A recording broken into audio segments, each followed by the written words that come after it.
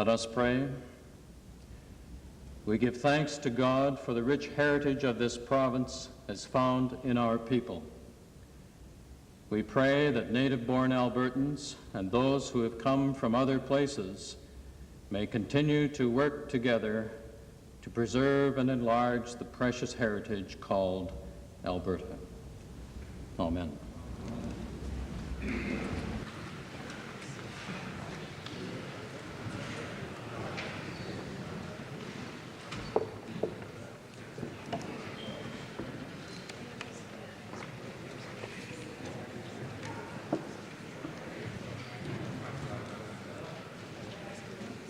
Introduction of visitors. Mr. Speaker, I am delighted today to be able to introduce to other members of the Assembly guests seated in your gallery who are very well known to yourself.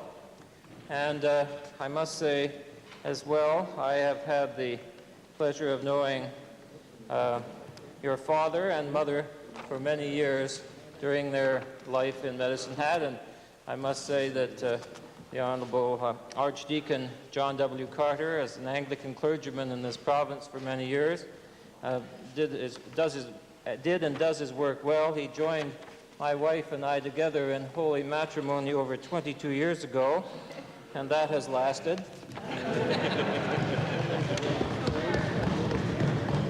And I would like to ask now that all members of the Assembly welcome the Speaker's parents, Archdeacon John W. Carter and Mrs. Mabel Carter, to the Assembly. They are accompanied by Mr. Carter's sister and brother-in-law, Keith and Pat Taylor, also from Calgary, and by other relatives, Mr. Hamish Rankin from Goose Bay, Labrador, and Mrs. Barbara Herkus from New Zealand. Will they please rise and receive the welcome of the Assembly?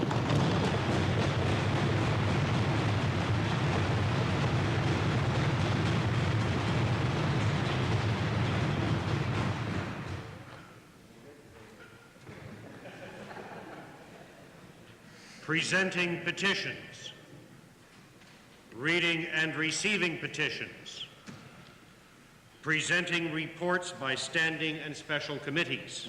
Mr. Speaker, the Standing Committee on Private Bills has had under consideration the petition of the Board of Trustees of the Canadian Native Friendship Centre building and recommends that the time limit in Standing Order 89-2 be extended to August 21st, 1986. Does the Assembly agree with the recommendation? Opposed? So ordered.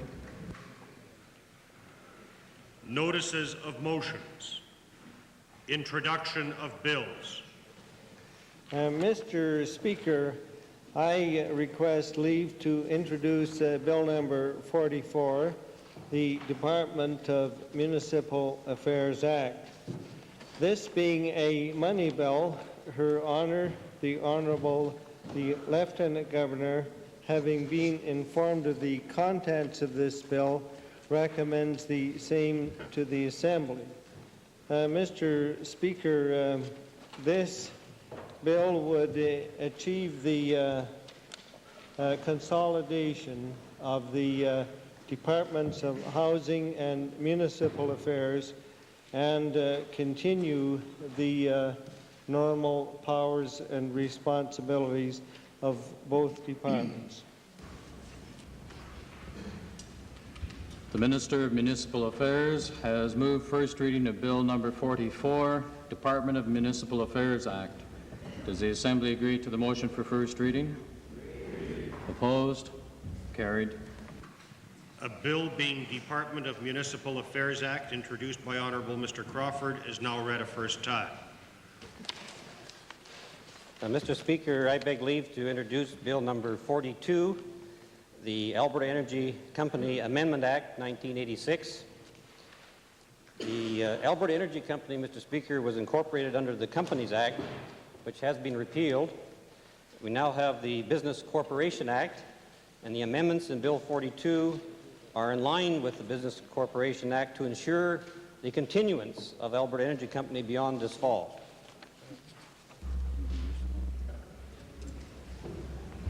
The Honourable Minister of Energy has moved first reading of Bill number 42, Alberta Energy Company Amendment Act 1986. All those members in favor of the motion for first reading, please say aye. Aye. Opposed, please say no. Carried. A bill being Alberta Energy Company Amendment Act 1986, introduced by Honourable Dr. Weber, is now read a first time. Mr. Speaker, I request leave to introduce Bill PR 15, Board of Trustees of the Edmonton Canadian Native Friendship Centre Building Amendment Act 1986. The purpose of this bill is to provide the Board of Trustees of the Edmonton Canadian Native Friendship Centre Building the power to transfer its property to the Canadian Native Friendship Centre, which has the object of furthering the interests of Native peoples. The honourable member for Stony Plain has moved first reading of Bill PR 15. Does the Assembly agree to this motion for first reading? Opposed? Carried.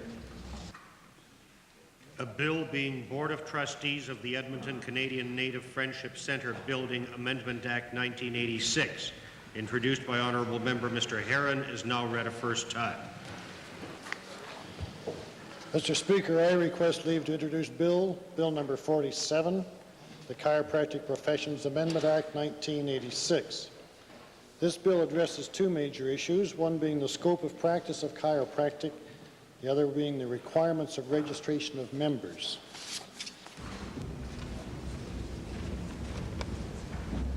The honourable member for Grand Prairie has moved first reading of Bill number 47, Chiropractic Profession Amendment Act 1986.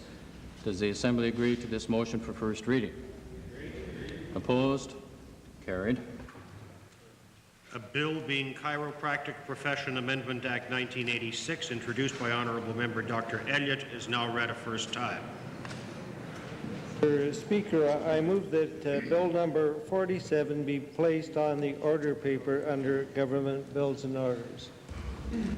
Having heard the motion by the Government House Leader, those in favor of the motion, please say aye. Opposed, please say no. Motion is carried.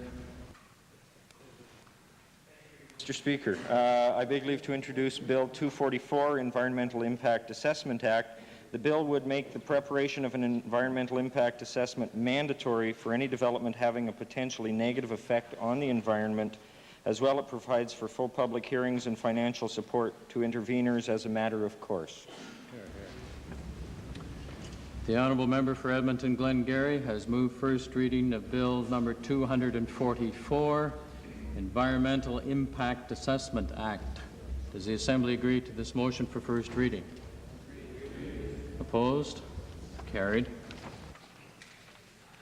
A bill being Environmental Impact Assessment Act, introduced by Honourable Member Mr. Uni, is now read a first time. Tabling returns and reports. Introduction of special guests.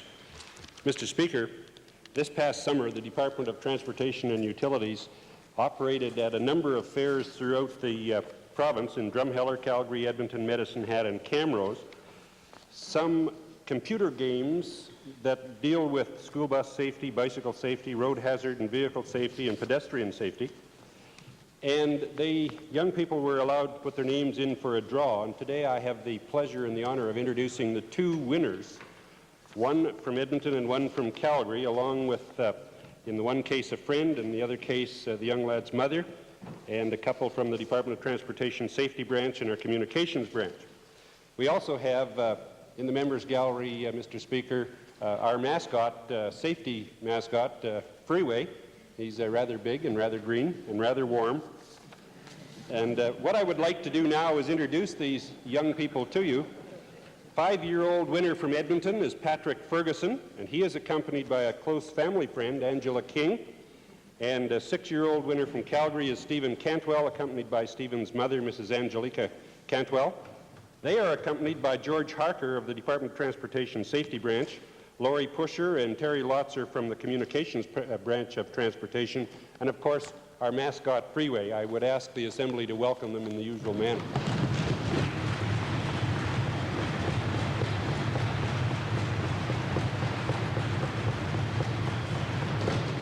Mr. Speaker, I'd like to introduce to you and to members of the Assembly 7 members of the 102nd LDS Scouts and Cubs group from Edmonton Mill Woods. They are here today in the members' gallery with their leader, Eileen Zemp. I'd ask if they'd please rise and receive the warm welcome of the Assembly.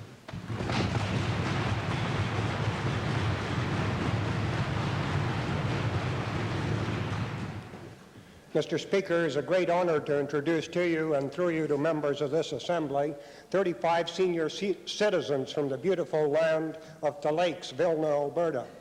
They bring with them a combined 2,315 years of worldly experience and will leave many footprints in the sand of time. They are seated in the members' gallery. I would like them to rise and receive the traditional welcome of this Assembly.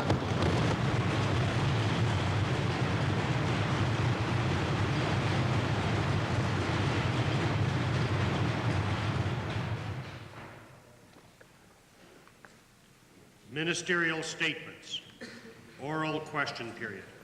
Yes, Mr. Speaker, I'd like to direct the first question to the Minister of Energy.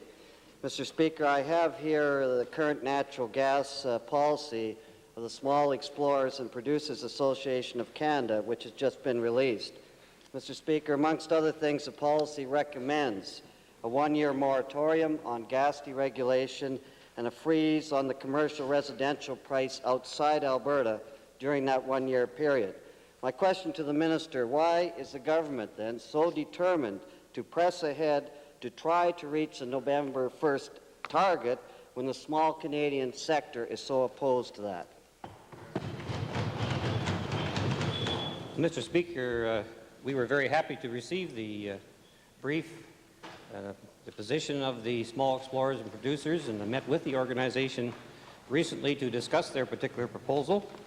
We've also received position papers from the other umbrella organizations of IPAC and CPA, primarily to receive their presentation and discuss the concerns that they have.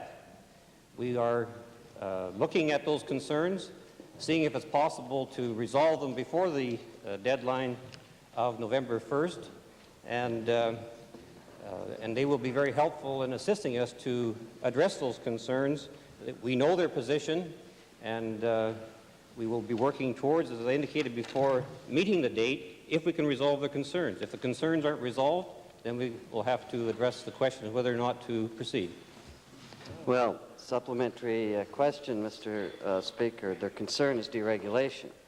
And I might point out, Mr. Speaker, that Ken Croft, an analyst for Midland Doherty, in a recent study has concluded that gas deregulation will result not only in price cuts of 25 to 30%, but in volume declines as well. And that's going to hurt the small producers the worst. My question to the minister is simply this: why on earth are we pursuing deregulation given the harmful effects it's going to have on the Alberta industry and Albertans in general? Well, Mr. Speaker, the answer is very obvious, in that we signed a natural gas pricing agreement, Alberta, Saskatchewan, and British Columbia, and the federal government, to deregulate gas deregulation, or deregulate gas in this country. And there were commitments made in that particular agreement. The overall benefits in the long term are seen by the industry and the different levels of government. And we are proceeding to, as I indicated, to meet that deadline. We are receiving information from as wide a range of the industry as we possibly can, very useful information. It will help us arrive at a decision down the road. Supplementary question, Mr. Speaker. I'm well aware that we signed a silly agreement. Right. But my point to the minister is this: saying that it's going to be the small Canadian sector that's hurt the worst, why are we going to proceed with it? Are we making arrangements with the federal government to say no to gas deregulation, at least give it a year moratorium, as these people are asking for? Is that our position or not? Well, Mr. Speaker, the Honourable Leader of the Opposition, by indicating that it was a silly agreement, is indicating to the public that he believes that not only that adjective applies to the governments, but to the industry, the people out there that wanted it in the first place. If that is his position, then fine. It was the industry, it was the different levels of government that wanted that agreement, We got the agreement. It's a good agreement. We have a number of problems because of the decline in prices in the world, and we hope to resolve those concerns and will proceed if those concerns are removed. Well, supplementary question, Mr. Speaker, having to do, there's certainly energy recommendations here from the small Canadian sector that say don't do it. I wonder how much weight they have as compared to CPA, but my question has to do right here with provincial revenues, that price and volume drops for Alberta gas will further reduce provincial revenues at a time that we least need it. My question to the minister, could the minister give us a ballpark figure on how much gas deregulation will reduce provincial revenues over the next year? Well, Mr. Speaker, it may not reduce them at all. It simply depends on the discussions that we proceed with the industry in resolving their concerns. So we're not in a position to be able to predict that. Certainly, if certain conditions are met, the industry are saying they expect prices to fall, but we're seeing if we can't meet those conditions. Member for Westlock Sturgeon. Mr. Speaker, to the minister, further to the mess he's in, will he not admit that there's no hope of a delay in a gas deregulation since he had promised it as a condition for the federal government to remove PGRT? Well, Mr. Speaker, the Honourable Leader of the Liberal Party is very humorous in that where would he ever get that idea from? No agreement along that line at all. Second main question, Leader of the Opposition. Yes, Mr. Speaker, I'd like to direct the second question to the Minister of Labour. Mr. Speaker, it has to do with some more questions about the minister's triumphant world tour in 1986, Speedy Reedy and the Jet Setters. My question is, on Monday I asked what other countries the group was going to visit, and he wouldn't say, but I now understand that we now have Japan, Australia, and New Zealand on the itinerary. My question is, does the minister have any more surprises up his sleeve? Is this the last group of countries, or are we going to have some more countries added to the list? I think, Mr. Speaker, it's unlikely any more will be added. Well, that's interesting. I guess the 6 is good enough. I appreciate that answer, Mr. Speaker. But as I noted yesterday, though, in dealing with this tour, that this tooting about the world will occur while labor relations continue to deteriorate here in Alberta. My question is, what special measures has the minister taken other than the usual appointment of mediators to try and bring about a resolution to the labor disputes at Ziedler's and Suncor? Mr. Speaker, first of all, I don't anticipate any change in the legislation during the interim. And secondly, in relation to the disputes, the specific disputes that the honourable member mentioned, the normal process is available, that of the government mediators being available if the parties wish. In neither case is there any indication of a requirement for further intervention at this time. Well, Mr. Speaker, it seems like we just cross our fingers and sit there and hope that something will be solved. But let me go into another one. It's been some time now since Mr. Dubinsky tabled his report on the gainers dispute, which was rejected by both sides, and standard mediation seems to be going nowhere. My question is, has the minister offered to play a personal role in mediating the gainers dispute in order to get both sides negotiating again? And if he hasn't, why not? Mr. Speaker, perhaps I'm underestimating my own ability, but in view of the experience and the intensive efforts of Mr. Dubinsky and the results of his efforts, I am not anticipating that my personal intervention will be any more successful, and I haven't offered it. I didn't know, Mr. Speaker, that Mr. Dubinsky was the Minister of Labour. That's interesting. But let me try with the Premier then, Mr. Speaker, and ask a question. Other than sending the minister out of the province on a round-the-world in 80 days tour, has the government any other proposal for bringing these bitter and lengthy disputes so that they will be satisfied and settled in the next little while? Mr. Speaker, I think all members of the House know that the responsibility for settling labor disputes lies between management and labor.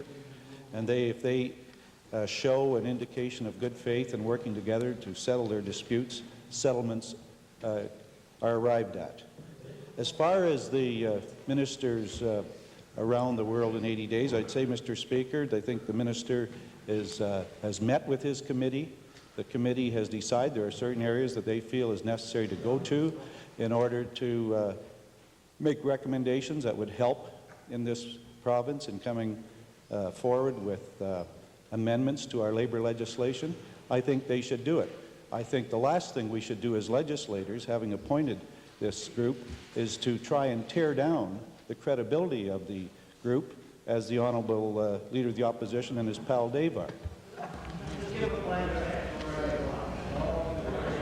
Member for West Loch Sturgeon. Mr. Speaker, to our peripatetic Minister of Labour there, could he, I know his aversion to having a budget and likes to do things after they're done rather than before done, but now could he give the House the approximate cost of the report and Dubinsky use up to now in the labour agreement? I don't have the figure to hand. I know that it's almost completed, and when it is complete, it will be presented to the Assembly in the usual way. I don't think that there was any overcharging on the part of Mr. Dubinsky, and I anticipate that the results would not have been any different had there been more or less money spent. Member for Calgary-McCall, supplementary. Mr. Speaker, considering the type of government they have in Australia right now, it might be well good to have a look at the disaster. Mr. Speaker, to the Labour Minister, is it not the intent of the committee to deal with the concerns of all Albertans and to find the best possible legislation for all people of the province and not just one political segment, and become a Canadian leader in labour legislation?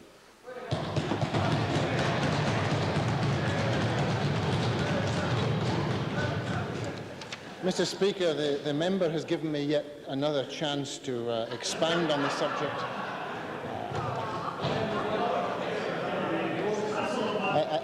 I think in view of the circumstances, perhaps I'll desist from repeating the record. Supplementary, Edmonton, Clover Bar, rather. To the Premier, has the Premier given any consideration to amending the committee that either the Leader of the Opposition or an opposition member and one other government member be on that committee, so we have a representation of elected people as well as people who are involved in management and labor? Mr. Speaker, there was no question that that was one of the options considered by the government, but when you consider that our responsibility will be to amend the legislation when those recommendations came in, it would seem to me far better that we have an independent group brought together as they are, representing both management, labor, and the public, and then make a recommendation to us, which we can bring to the House. Main question, Leader of the Liberal Party. All the supplementaries have been exhausted on the previous question. Sorry.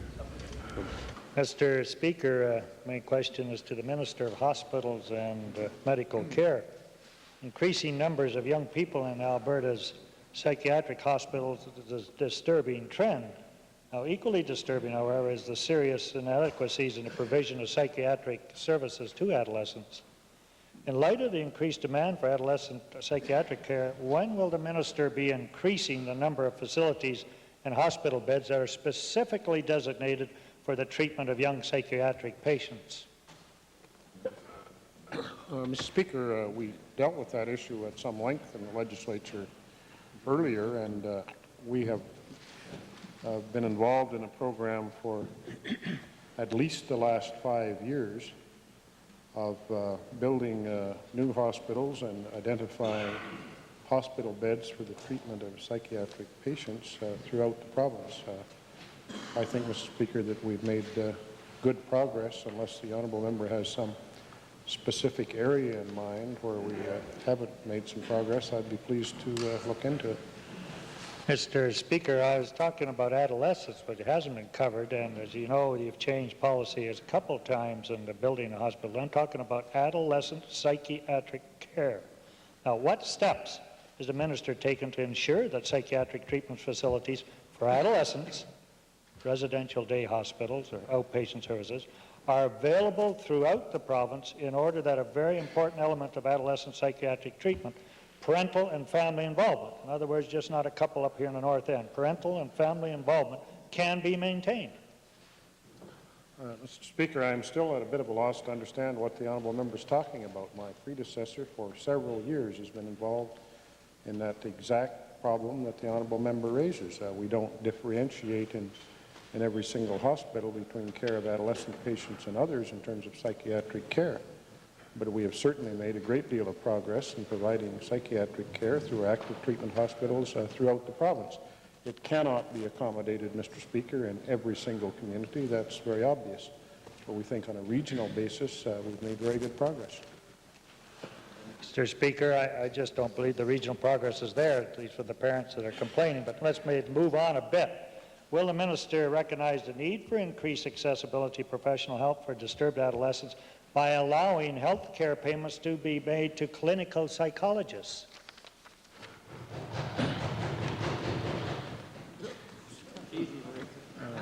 Speaker, I'm not aware that there is presently a problem with respect to health care payments being made to recognized physicians who are involved in the treatment and care of psychiatric patients. If there is, again, perhaps the honourable member could give me some specifics and I'd be pleased to look into it.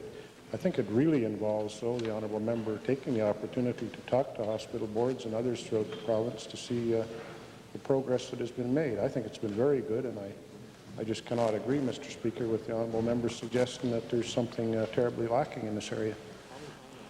Mr. Speaker, at last supplementary, I believe a clinical psychologist is not a physician is not a clinical psychologist. But, however, I will take this up further with you, apparently. What initiatives, if any, is the government taking to increase the number of child psychiatrists, now you're getting the physicians, and other clinical child care professionals in Alberta in view of the very limited and inadequate numbers of child care professionals presently in the province? What are we doing to increase the numbers? Well, I'll try again, Mr. Speaker. I simply cannot agree with the honourable member that there is a major lack in this area. I think we've done very well, and we'll continue to try to improve our services in that area. But for the member to suggest that there's something terribly wrong in services in this area is simply not correct, in my view. Supplementary member for Clover Bar. To the Minister, or else the Minister of Social Development, can either one of the ministers indicate if there is, if they have sufficiently trained social workers who are trained in psychiatry, even elementary psychiatry and psychology, to provide counseling to these emotionally disturbed adolescents? Mr. Speaker, while I'm not familiar with all the courses that a social worker would take over a 4-year period, I'm sure that that education would at least provide the basis for a social worker to understand what type of counseling or therapy that an individual may in fact need.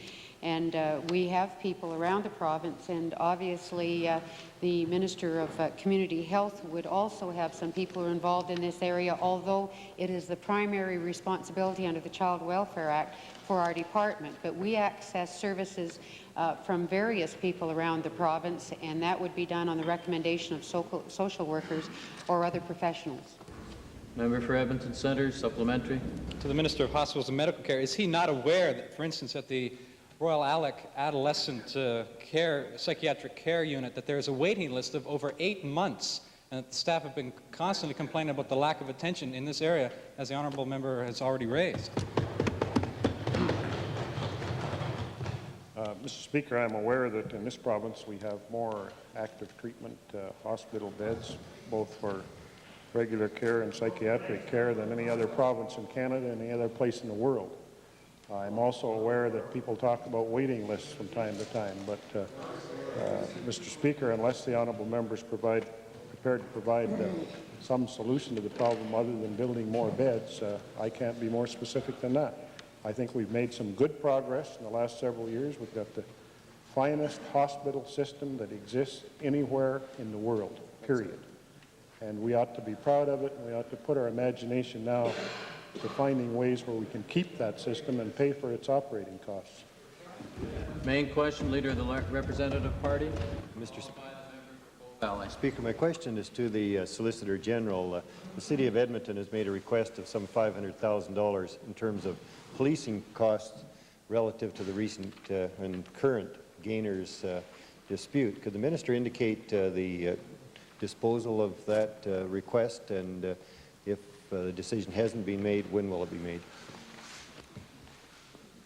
Mr. Speaker, I have had conversations with the chairman of the Edmonton Police Commission relating to overtime costs.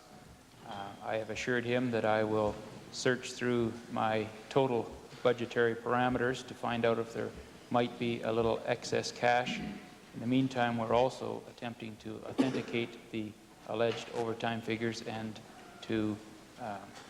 how they might relate.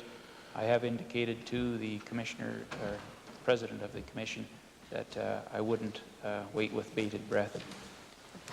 Mr. Speaker, supplementary question to the Minister. Could the Minister indicate whether a policy review will now be taking place under the leadership of the Minister in terms of unusual circumstances such as this, so that a policy is in place to deal with future mishaps such as this one? Mr. Speaker, I thank the honourable member for his question, but as I've indicated previously in the House, policing is, in this particular instance, is the responsibility of the City of Edmonton through their Police Commission. My department does give an $18 per capita grant towards policing, but it's an unconditional grant, and it can be utilized in any manner and through any budgetary means that they so wish.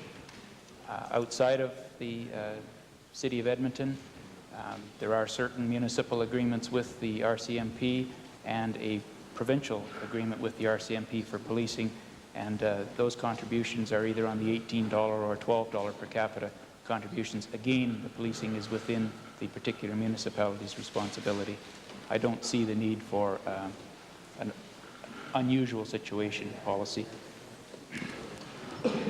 Mr. Speaker, supplementary question to the Minister.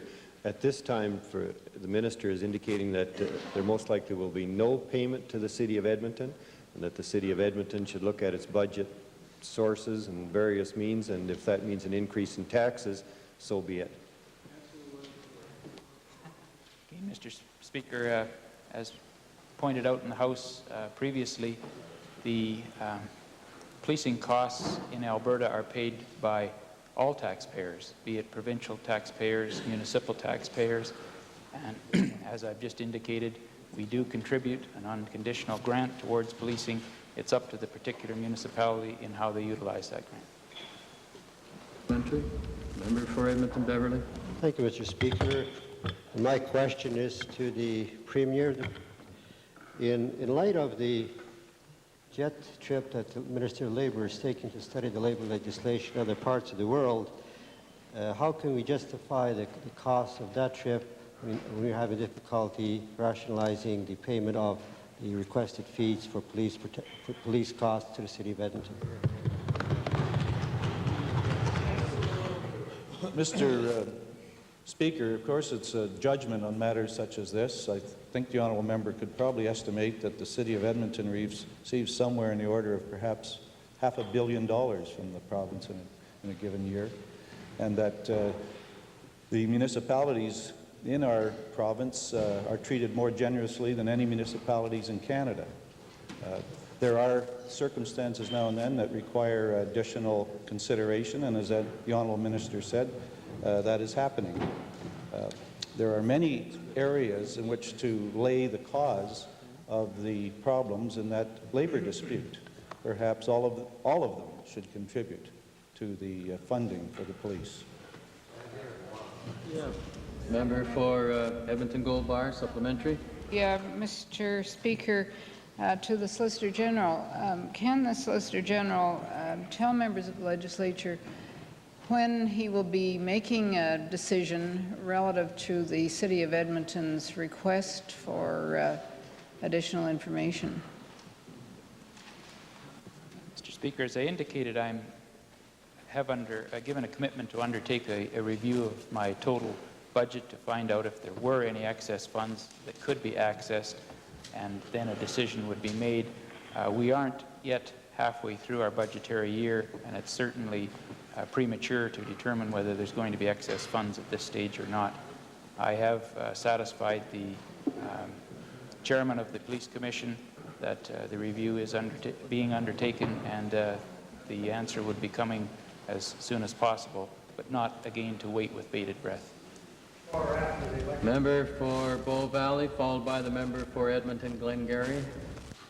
Mr. Speaker, my question is to the Minister of Transportation and Utilities.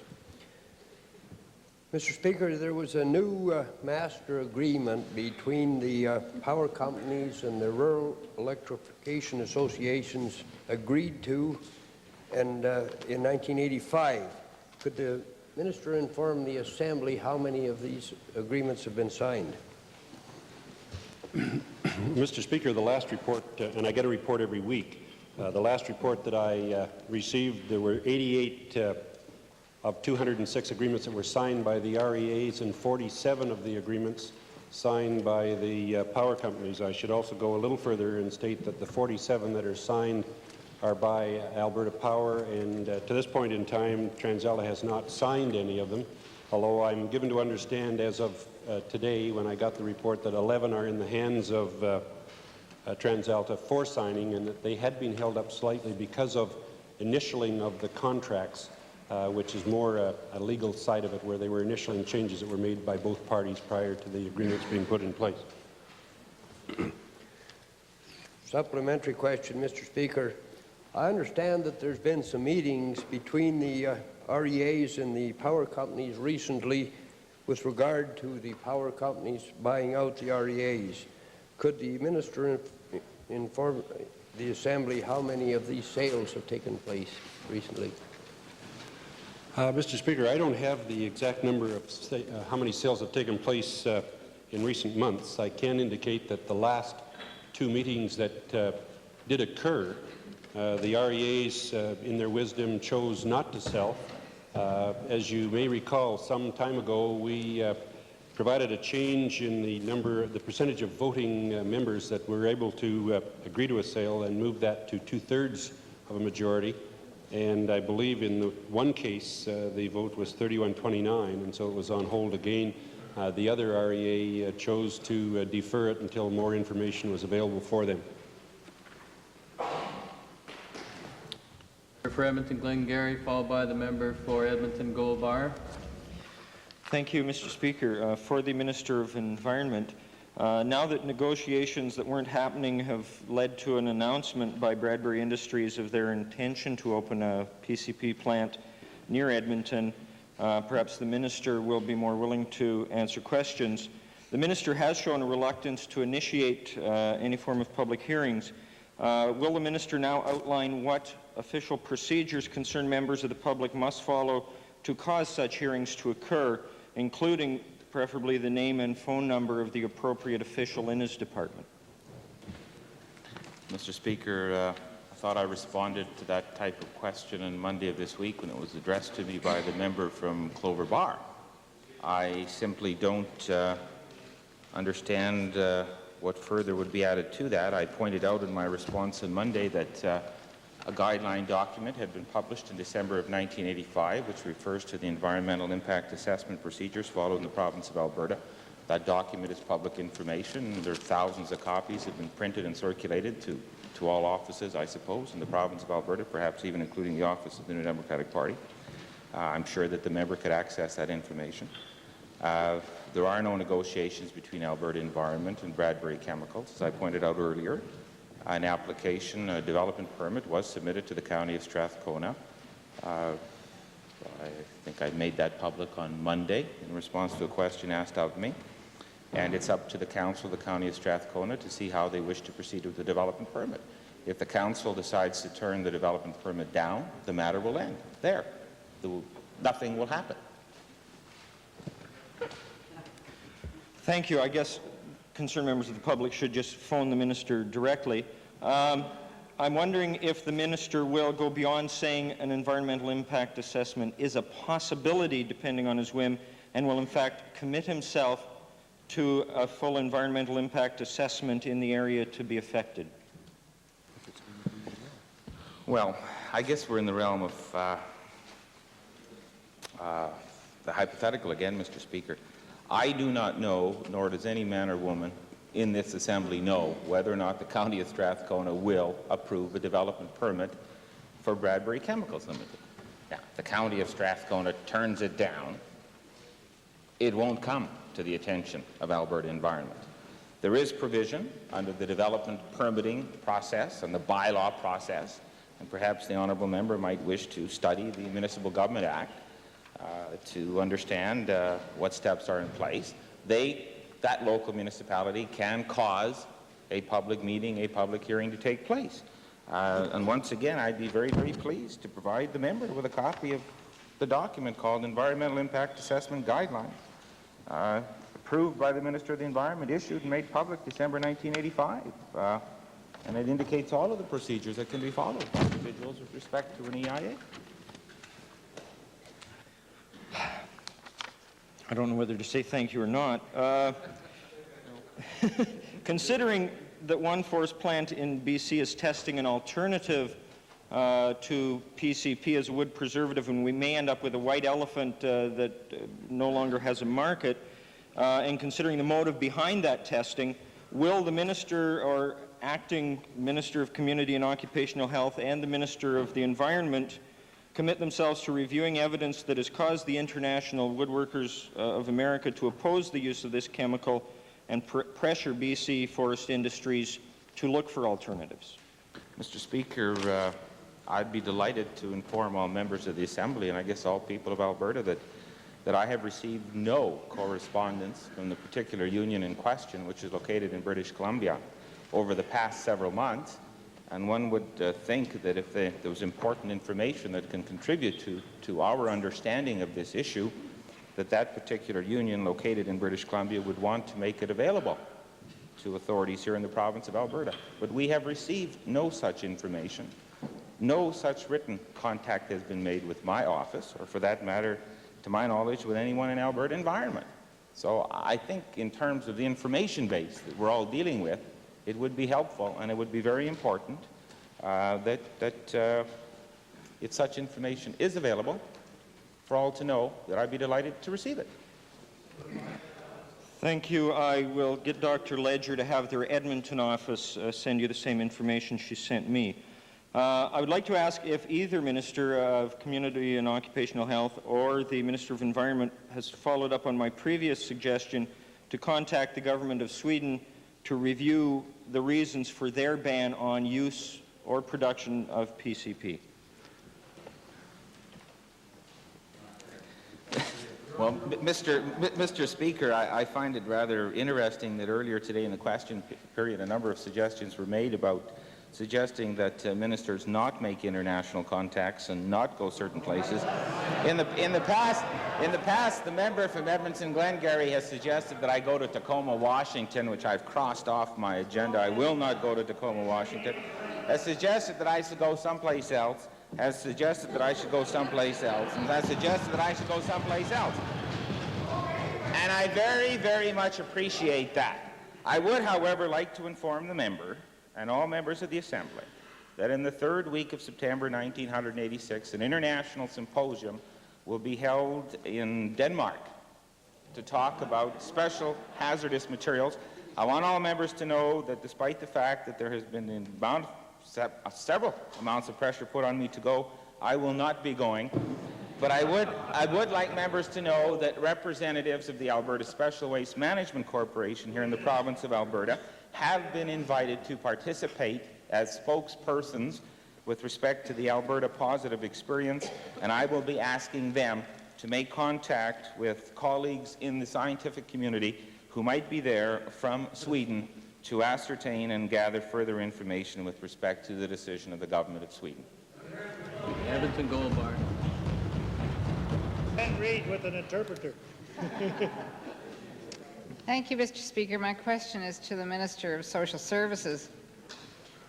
The provincial psychiatric services presently available to young people fail to meet the unique needs of children and adolescents, even though two pieces of legislation exist, the Child Welfare Act and the Mental Health Act, that give the government the mandate to provide such services. And we are seeing, as was mentioned before, a disturbing trend towards increasing numbers of adolescents and children needing care and in psychiatric hospitals.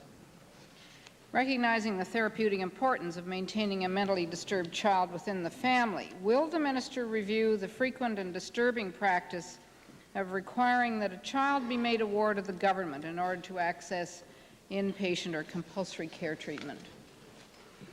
Well, Mr. Speaker, I would hope that the work now done under the new Child Welfare Act would indeed mitigate against the type of thing that the honourable member has raised, because certainly all of us in the department, in the policy area right through to the people working in this area, are very aware of the importance of the family and the importance of children remaining within the family, and will dedicate services to that end.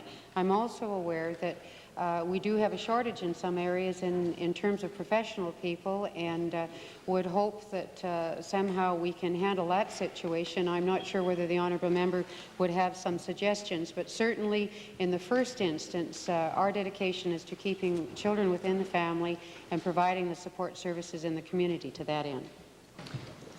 Mr. Speaker, thank you. It's good news. Perhaps the minister then will tell us what precise steps are being taken to ensure that treatment plans for adolescents and children emphasize that very family involvement and participation, since they have not done so in the past.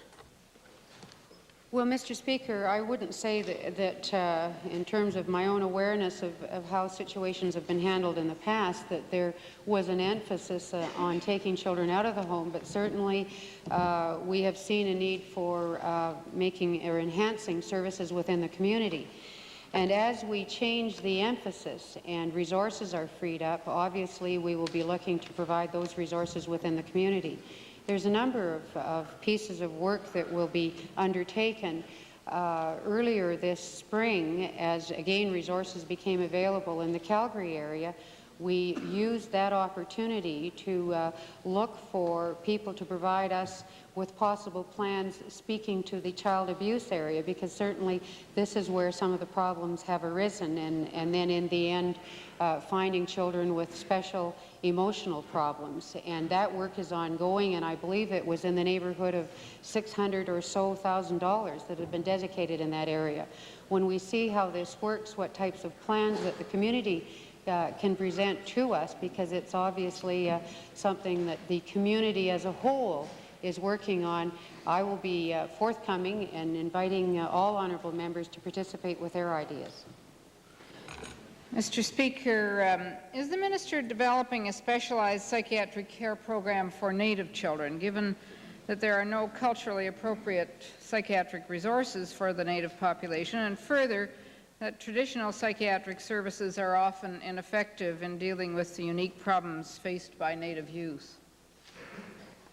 Well, Mr. Speaker, the honourable member has raised a very important point. I think it's with some sadness that all of us reflect on the lack of success that we have had in terms of working with a lot of children in the Native community, and the honourable member, I'm sure, is aware that the Native children, Native or Métis children, form a very large percentage of the caseload handled by the department. And to that end, we have some signed agreements now with some of the bands who are most interested in, with our assistance, taking over the work in the child welfare area. And maybe the honourable member will also be aware that I have committed some funds for special training dedicated solely to Native people who will go into the welfare area in our post-secondary institutions. Mr. Speaker, along the same line, has the minister's department, or in fact anyone in the government, discussed with the Social Workers Association or the University of Alberta or University of Calgary how psychiatric social worker training could be extended in order that our workers could perform more effective case management and improve coordination? I'm not aware of that discussion of that nature, Mr. Speaker, but I'll certainly undertake to check, and if it hasn't occurred, I will also undertake to make it occur. Supplementary, Edmonton Avonmore. Mr. Speaker, to the Minister, has she developed specialized care units for children who have either been kicked out of their homes or have left homes due to abuse and whose parents are unwilling to be involved in treatment? Well, again, Mr. Speaker, every circumstance of the child coming into our care really means that we ought to develop a case handling of that circumstances dedicated for the particular child. And so it would be handled, again, first with the family, and in the cases where that doesn't occur, a special case planning occurs with the people who are dedicated to the child welfare area. Member for Highwood. Mr. Speaker, my questions today are similar to the other day to the Minister of Energy. Is the fire at the Suncor plant under control? And if so, does the Minister know which part or how much of the plant was damaged or destroyed? Well, Mr. Speaker, the fire was under control within an hour of it starting the other morning, and it was in the kerosene unit where the fire was contained, and we do not have an estimate of the damage yet. Supplemental, Mr. Speaker. How many barrels of oil, Mr. Minister, per day is Suncor losing to the energy markets as a result of the accident? Well, Mr. Speaker, when the plant begins production, and it's expected to start production on September the 5th, it'll be up to 50,000 barrels a day, which is near capacity, although at the time of the fire, the production was of a magnitude significantly higher than that, if I recall, something like 65,000 barrels a day. Will the Minister call for an investigation into the causes, Mr. Speaker, of this unfortunate accident in an effort to prevent such a thing ever happening again? Well, Mr. Speaker, the Suncor investigation team are carrying out an investigation and are assessing the time frame as to when that particular unit could be replaced and brought up to production.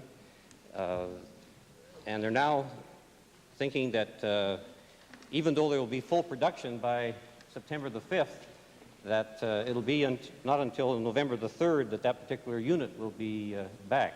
However, they still can come up to full production on the crude without having that unit in place at all. Mr. Westlock Sturgeon. Supplementary, Mr. Speaker, to the Minister. As I understand it, Suncor is getting a grant or loan or combination of both to keep in service for the next while because of the extraordinary low oil prices. Is there any tie-in between the agreement we have with Suncor and settlement of the labor negotiations?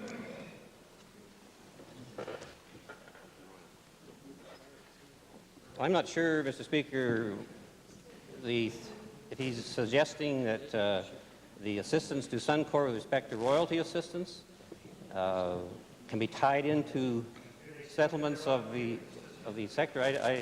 If you want to repeat the question, I would appreciate it. Mr. Speaker, then I'm just talking about the financial aid that Suncor gets, the royalty assistance. Is it in any way, shape, or form tied into whether or not they are able to settle their labor negotiations? I don't see any connection, Mr. Speaker. Member for Edmonton Strathcona. Thank you, Mr. Speaker. My question is to the Solicitor General and concerns suspended driver information, Mr. Speaker. And the question arises from the recent case of a suspended Manitoba driver who got a license in Alberta, returned to Manitoba and killed 3 people while driving last weekend. In view of the fact that the Canadian Police Information Centre has had all information regarding suspended and disqualified drivers in its record, supplied by all provinces for many years, will the Solicitor General confirm that his department has nonetheless no access to this Canadian Police Information Centre computer, even for driver information from other provinces, and explain why not? Mr. Speaker, I'm not sure that I could answer that right at the moment. I'll certainly take it on notice and get back to the Assembly. Yes, somewhat surprising that, since it's the main instrument, Mr. Speaker, but is there not a routine check made for out-of-province suspensions when a driver comes into Alberta or appears in a license issuing centre and asks for a new license? Mr. Speaker, I'm led to believe that yes, in some instances there are checks, in some instances there aren't, because we're not aware they're from out of province. Yeah.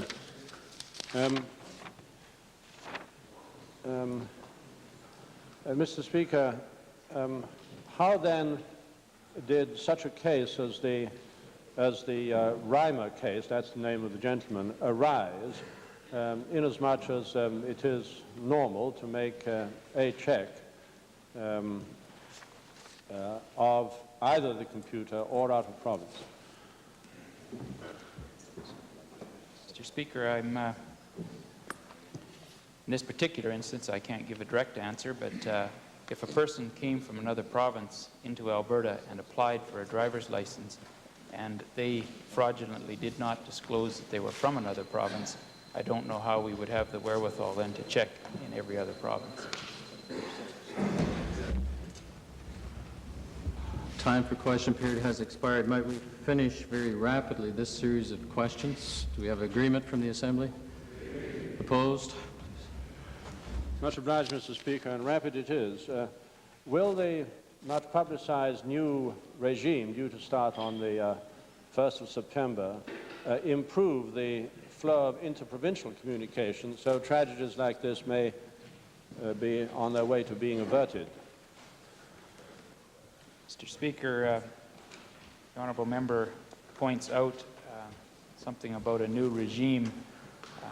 I have the utmost confidence in the personnel of the Motor Vehicle Division as well as the police, and the particular program alleged to by the honourable member will definitely cut down on the suspended drivers and help to apprehend many more. We are more than willing at any time to take the advice that the honourable member might be able to put forth. I'm sure if he has been listening in the House and has been reading the newspapers, he's well aware of the thrust that our department has taken to communicate with all provinces and territories across Canada to attempt a network of information to apprehend the suspended driver. Thank you. Orders of the day. Mr. Speaker, I believe earlier when responding to the honourable